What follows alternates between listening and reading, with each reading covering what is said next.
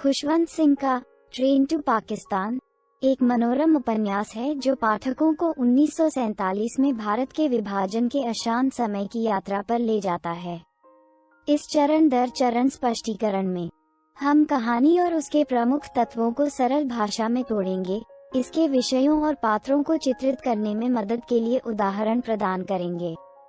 चरण 1, मनो माजरा का परिचय। कहानी मानो माजरा नामक एक काल्पनिक गांव पर आधारित है, जहां सिख और मुस्लिम दोनों रहते हैं। ये दोनों धार्मिक समुदाय पीढ़ियों से शांतिपूर्वक सह अस्तित्व में रहे हैं, अपने सुख दुख एक साथ साझा करते रहे हैं। उदाहरण, हरे भरे खेतों के बीच बसे एक छोटे से गांव की कल्पना करें, जहां लोग अपने धार्मिक मतभेदों के बावजूद एक दूसरे का गर्मजोशी से स्वागत करते हैं और त्योहारों को एक साथ मनाते हैं। यह विभाजन का तूफान आने से पहले मानो माजरा की शांतिपूर्ण सेटिंग है। चरण 2, तनाव बढ़ना। जैसे जैसे भारत ब्रिटिश शासन से आजादी के करीब पहुंचता है, विभाजन के बारे में चर्चा ग्रामीणों के बीच तनाव पैदा करने लगती है। कुछ लोग डरते हैं कि भविष्य में उनका क्या होगा, जबकि अन्य इस आशा से चिपके रहते हैं कि उनकी शांतिपूर्ण जीवन शैली कायम रहेगी। उदाहरण, कल्पना कीजिए कि ग्रामीण गांव के चौराहे के आसपास एकत्र हुए, देश भर में हो रहे राजनीतिक घटनाक्रमों के बारे में गर्मागर्म बहस में लगे हुए थे। कुछ लोग हिंदू, सिख और मुसलमानों के बीच बढ़ती खाई के बारे में चिंता व्यक्त करते हैं, जबकि अन्य मनो माजरा में सद्भाव बनाए रखने के बारे में आशावादी रहते हैं। चरण 3, भूत ट्रेन का आगमन। मनो माजरा की शांति तब भंग हो जाती है जब पाकिस्तान से एक ट्रेन आती है, जिसमें मारे गए शरणार्थियों के शव आते हैं। ये भयावह दृश्य हिंसा और अराजकता की वास्तविकता को सामने लाता है, जिससे ग्रामीण हैरान और भयभीत हो जाते हैं। उदाहरण, ग्रामीणों के स्तब्ध चेहरों की कल्पना करें जब वे भूतिया ट्रेन के आगमन को देख रहे हैं। इसकी गाड़ियां बेजान शवों से भरी हुई हैं, जो सांप्रदायिक हिंसा की भयावहता की गवाही देती हैं।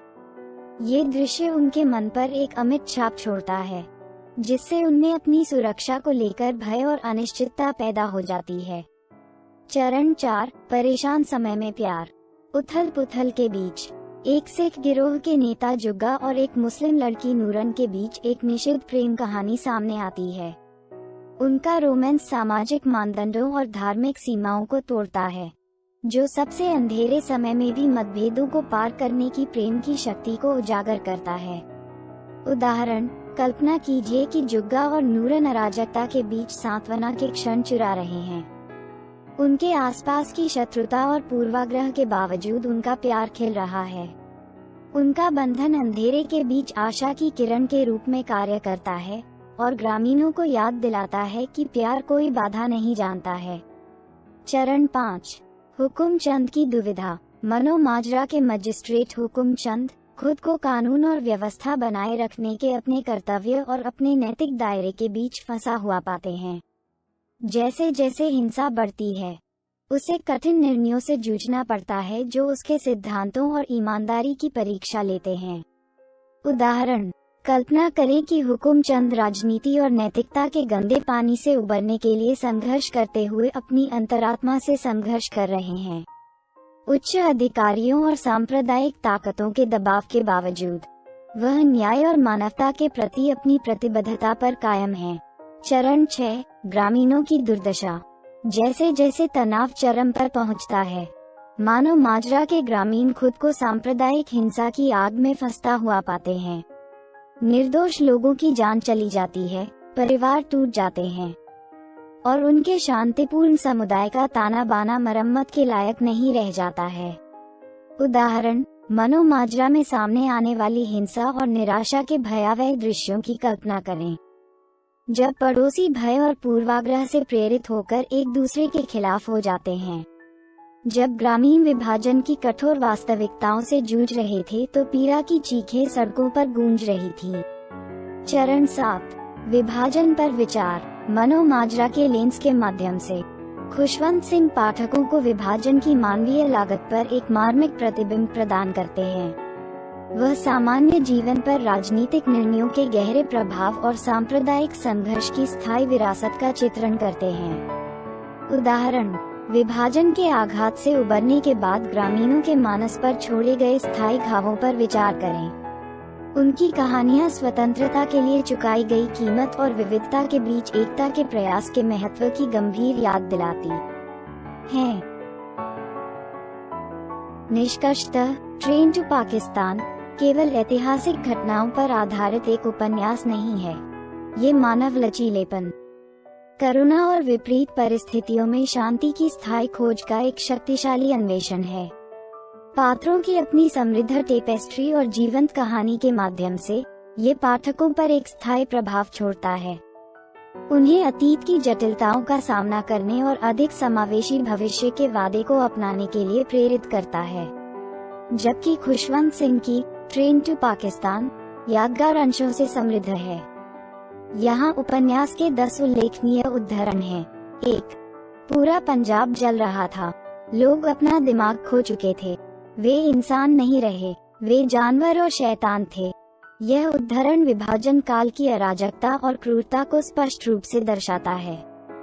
सांप्रदायिक हिंसा के अमानवीय प्रभावों को दर्शाता है। 2. मनो माजरा विशाल क्षितिज में केवल एक बिंदु था। कोई भी ऐसी जगह पर परेशानी की तलाश के बारे में नहीं सोच सकता था, लेकिन वे आए, परेशानी पैदा करने वाले, और वे पहले से ही काम पर थे।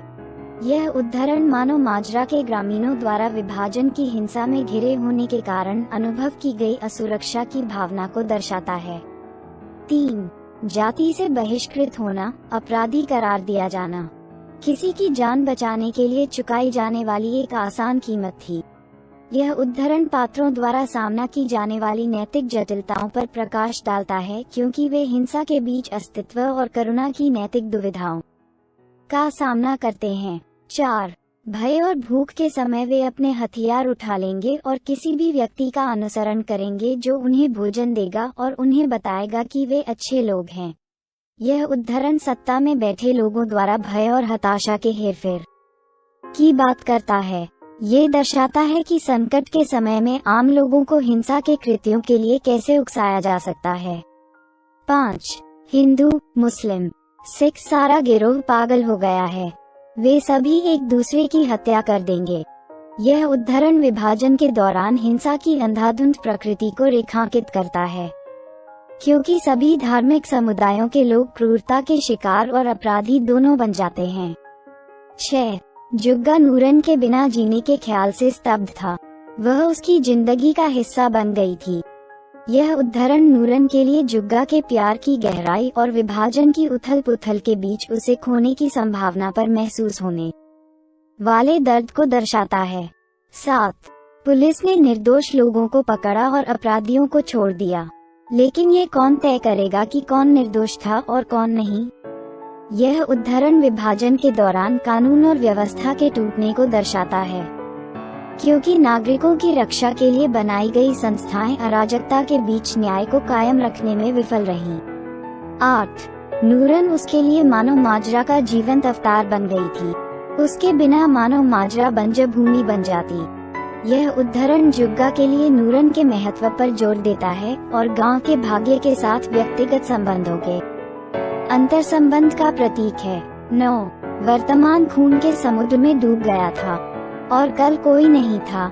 यह उद्धरण निराशा और निराशा की भावना को दर्शाता है जो पात्रों के जीवन में व्याप्त है, क्योंकि वे विभाजन की हिंसा और अनिश्चितता के बीच जीवित रहने के लिए संघर्ष करते हैं। 10. वे सभी कुछ ही दिनों में जीवन भर की पीड़ा से गुजरे थे। यह उद्धरण पात्रों के जीवन पर विभाजन के गहरे प्रभाव को दर्शाता है, क्योंकि उन्हें अभूतपूर्व पैमाने पर नुकसान, आघात और उथल-पुथल का सामना करने के लिए मजबूर किया जाता है। खुशवंत सिंह द्वारा लिखित ट्रेन टू पाकिस्तान के ये उद्धरण उपन्यास में व्याप्त हिंसा, प्रेम, अस्तित्व और मानवीय लचीलेपन के विषयों पर अंतर्दृष्टि प्रदान करते हैं, जो इसे साहित्य का एक शक्तिशाली और स्थायी कार्य बनाते हैं।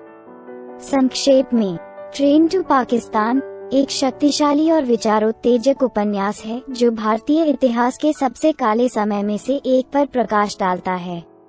ज्वलंत पात्रों और मनोरंजक कथा के माध्यम से खुशवंत सिंह विभाजन की मानवीय लागत को दर्शाते हैं और हमें संघर्ष के समय सहानुभूति, समझ और करुणा के महत्व की याद दिलाते हैं।